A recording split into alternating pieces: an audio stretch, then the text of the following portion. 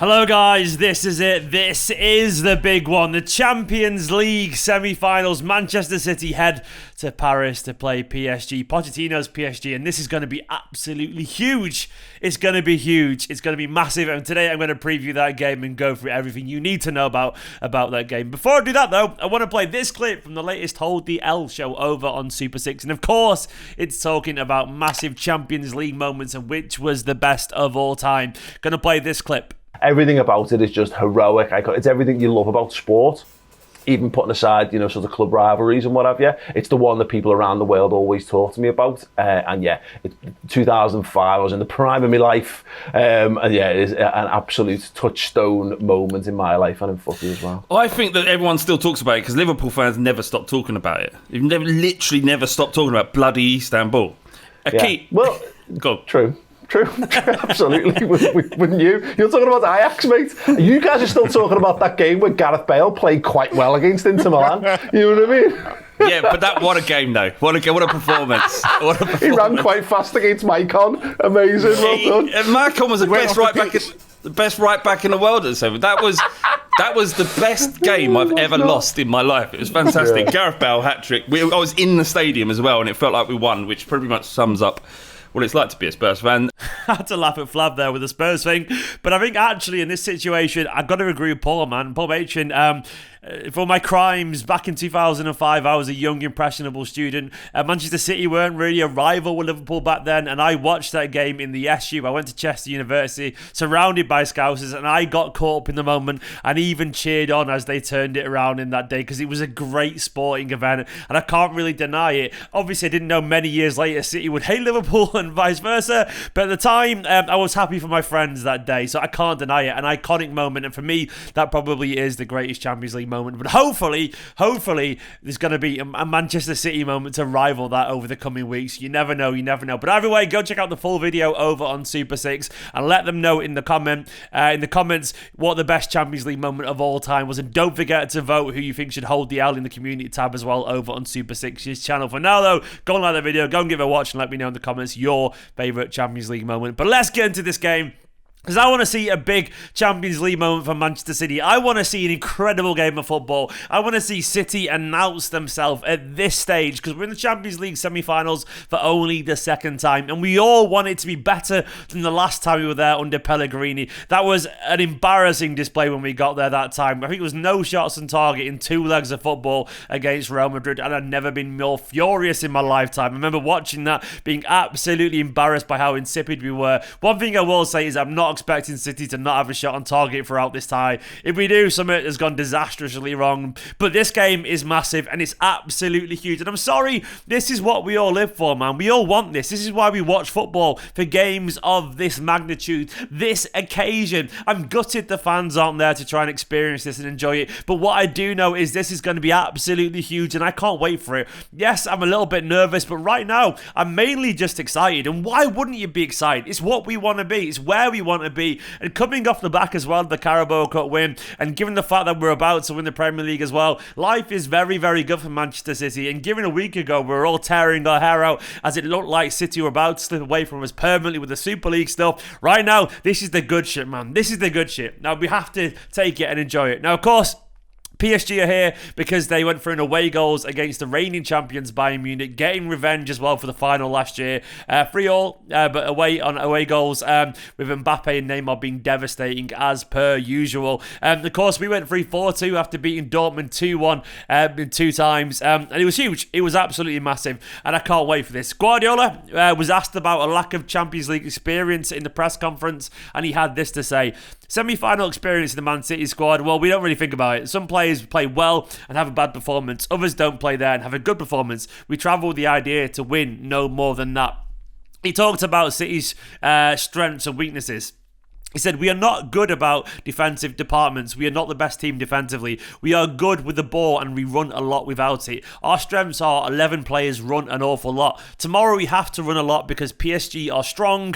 We try to let them run as much as possible. And he's right. We're going to have to run and run and run. Guardiola went on to say, Bayern lost with 50 shots on target. Obviously exaggerating there. PSG had 4 and 5 and 1. Football is unpredictable. You can have the better chances of statistics and lose. We try to win knowing sometimes football is unpredictable. The important thing in Bayern versus PSG is both teams attacked. We have to be cautious in some departments or maybe not. The football sometimes dictates the strategy more than the manager wants to do. And once again, Guardiola is right to talk about how football is incredibly unpredictable, and sometimes you just got to roll with the punches and try and make the most of the circumstances. But it is going to be difficult. It will be difficult because football, once again, it's unpredictable and you never know what's going to happen. A freak occurrence could happen. And football at this stage is about quality, but it's also about a little bit of luck as well. And I think PSG probably had that because Bayern had chance and chance and chance after chance, but they were a little bit more clinical when it came to it. Guardiola, of course, was asked about Neymar and Mbappe and why wouldn't he be.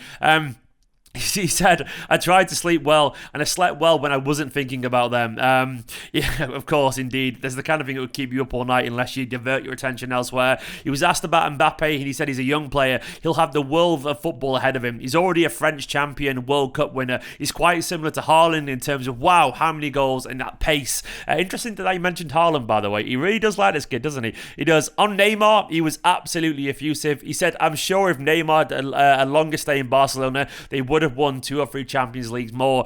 Those 3, and Neymar, Suarez and Messi, the MSN of course, were unstoppable. The best 3 I saw up front in my life. He decided to go to Paris, which is not a bad decision, a nice city and a nice club. I want him to have stability, no injuries, and I'm a big admirer because he helped to make football better. It's a pleasure to play a semi-final against PSG. You're probably right, the MSN were absolutely sensational. I think he made it obvious, by the way, that he didn't really agree with the idea to leave. A nice club and a nice city. He should have stayed at Barcelona. We all know that. They could have done much better things there if he'd stayed there, and he would have added more trophies to his career, but that's his decision. Guardiola's also asked about Foden versus Mbappe. He said they play different positions, both young, incredibly skilled. They're in completely different positions, so it's difficult to compare. What is important is PSG will be so happy to have Mbappe, and you can't imagine how happy we are to have Phil. Exactly. They're both 2 of the best young players in world football. And all I know is I wouldn't swap him. I really wouldn't. I mean that from the bottom of my heart. Not because Mbappe isn't brilliant, because Foden is one of ours. He's literally one of ours, and that means the world to me. And I think his talent is ridiculous. In terms of team news, we've got everyone fit. As you can see on screen right now, this is the travelling squad. The goalkeepers are Edison, Stefan Carson, and James Trafford from the EDS side. Then we got Walker, Diaz, Stones, Ake, Zinchenko, Laporte, Mendy, Cancelo, and Garcia. Garcia's travelling as well. Then Gundogan, Rodri, De Bruyne, Bernardo, Fernandinho, Foden still in Jesus, Aguero, Torres and Mahrez. It's a strong squad. It's a strong and relatively rested squad. And also the players that haven't been rested are also full of adrenaline after that massive victory at the weekend. And I tell you what, winning a trophy gets you going. And also, by the way, I think now, because of obviously United dropping points against Leeds, we've got a bit of a buffer as well when it comes to the Palace game. I think it's not quite as essential, so I'm relatively comfortable there. In terms of the lineup, I think Guardiola's going to go for basically what he presumes is his strongest team for this game, because once again, that Palace game, all of a sudden it's not quite as important, given the fact that it's massive, of course, but we have got a bit of a buffer. United are playing Liverpool as well. We could win the league next weekend, by the way, for what it's worth. But I do think you'll think, right, okay, it's not a disaster. We drop points there. Not perfect, but not a disaster. Either way, he's going to play a very strong team, in my personal opinion. Edison is obviously going to be the goalkeeper. There's no doubts about that.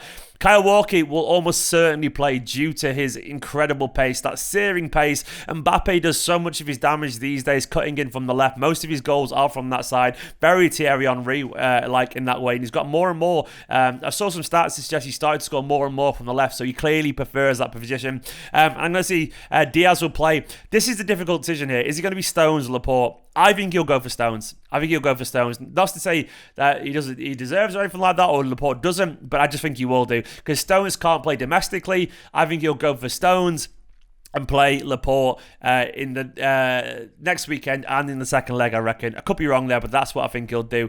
Cancelo, I think, will play at left back. I want to see Zinchenko there, actually, but I think Cancelo was so good the other day, and he really was very good, that I think he'll get the nod in defence. And I think it's going to be really important, because that defence has to be really on it, and I suspect defensively we will see Cancelo or Walker stepping into midfield quite a bit, because we don't want to do what Bayern did, and Bayern was so open on the counter, and hopefully they'll be ready. Maybe Zinchenko will play for that reason, by the way, but we'll see. It's going to be Rodri. Rodri will start this game with Gundogan and De Bruyne, in my personal opinion. Or it'll be Bernardo, maybe. Then I think we'll see Mahrez, De Bruyne, and Foden. So we'll play the false nine, I reckon. Sterling was good the other day, but I don't think he'll get a start in this game. I think it'll be Mahrez, Bernardo, Foden, or Mahrez, De Bruyne, Foden, with Bernardo in midfield, whichever way you want to shape it, I guess. But I think that's what he'll go for, and I can't really disagree with that personally. In terms of PSG, well, life for them is relatively it's good at the moment, I guess, but they are currently second over in Liga. They are a 1 point adrift of Lille with only 4 games left, so they've got big fish to fry, obviously, domestically, but they are starting to find a little bit of form. Pochettino has started to get them firing. They've scored at least 3 goals in 7 of the last 9 games in all competitions, and you can see why with that front three. It's absolutely immense. But obviously, when you look at the games against Bayern Munich, they conceded so many chances. They were weak set pieces, from what I can tell. Sane got a lot of joy, even if he didn't use the ball particularly well down that side. I suspect City will really target their defence. Mahrez in particular, Foden, there is space defensively, so much space defensively. That's the one thing that stood out against Bayern. And I think we can get at them. I mean, Bayern were often criminally open, such a high line they were playing, which was perfect for Mbappe's pace with the passing of Di Maria and Neymar. I suspect City won't play a high line anywhere near as suicidal. We shouldn't do. I do think we will make some adjustments, I reckon, in terms of how we've got the shape on the ball will be relatively normal, I reckon. But when we're off it, I think we'll have that bank of 2 with a bank of 3 ahead of it, I reckon. And it might even be 3-2 as opposed to 2-3 defensively. It'll probably be 3-2, I reckon, actually, with Walker, Diaz and Stones, or Laporte, whoever it's going to be, and then with Zinchenko or Cancelo alongside Rodri. And I think we'll see an awful lot of that, and rightfully so. But basically, yeah, they are a very good side. Pochettino was asked about Phil Foden, by the way. He said he's a fantastic player. We know him very well from England. He's a player we need to control. We have ideas, but he's an enormous challenge. Like Mahrez, De Bruyne, Sterling, Aguero, Jesus, it's Man City. Man City are the best team in the world, which is big praise. He said they have great players and a great coaching staff. He's difficult to compare with Mbappe because they're 2 different players, but he will be a big challenge. You're right. He's right, and also so will PSG. Certain players are back. Guardiola thinks Marquinhos is going to play. Of course, he will do. They've obviously got Kompany, Diallo, Idrissa Gueye. They've got Di Maria, who's in great form for them at the moment. One of the most creative players, and Verratti, a wonderful midfielder. And then, of course, those 2 absolute stars in Neymar and Mbappe. People that can win a game on their own. You could be fantastic. But then Neymar could beat 2 people and put it in from 20 yards that easily, because that is the quality someone like Neymar's got. They're a very good side. They are so aggressive. Going forward, we have to be absolutely on it. In terms of my prediction, if we find a way to neutralise their counter-attacking, I'm sure Guardiola will be so aware of this and so on it. I don't want to see anything too crazy, but I don't think it will be. I think it'll be tweaks based on our current system. I think Guardiola will play a relatively usual system, but he'll use someone like Kyle Walker's pace or whatever to try and counter the brilliance of Mbappe. And of course, Neymar, someone will be on him really, really tight. It's going to be difficult, but I'm confident, man. I'm confident. I'm going for 2-1 Man City. I'm going for it. I'm calling a Manchester City victory. I'm calling Foden to have an absolute mesmeric game, and Kevin De Bruyne, the influence of King KDB, to step up and show Neymar that he's not the only superstar in town, and likewise Foden to step up to Mbappe and show him that social post shouldn't have been deleted. I could be wrong, I'd even take a draw, Get that away goal, and get him back to the Etihad, and we'll see what happens. But I'm going to say 2-1, because why not? Why not believe in a Manchester City victory? Tomorrow, I will be going live with Asan in the morning, so if you want to get around 9:30 tomorrow, I'll have a big chat about the game. For now, though, go watch that Super 6 video and let them know in the comments which the best Champions League moment of all time is. And don't forget to give this video a like, and thank you so much to all my patrons and my Patreon producer, Ahmed Al Ali. For now, though, 54k, big love to you all. Come on, City.